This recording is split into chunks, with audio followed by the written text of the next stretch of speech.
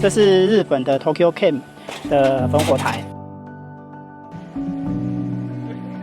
Tokyo Camp 的劈柴神器，可以耶。据说去年呢，有一条全新的环乡公路才刚落成可以让这个中寮整个环乡更加便利哦。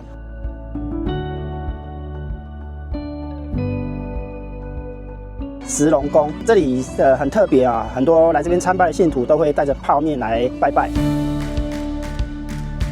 哇，金碧辉煌，非常壮观。